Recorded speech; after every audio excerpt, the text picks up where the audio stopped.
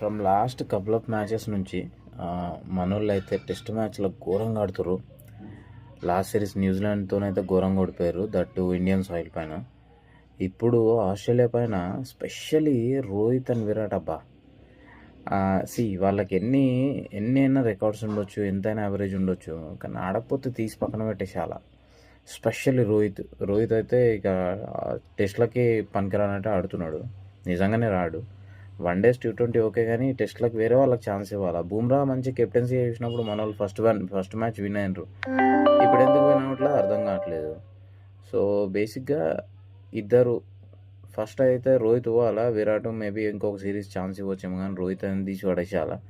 మంచి ఎవరైనా యంగ్స్టర్స్ని తీసుకురావాలా, ఆడిపియాలా. ఈ టెస్ట్లో అయితే చాలా మిస్టేక్ జరిగినాయి, catches misses and unnecessary shot by Pant.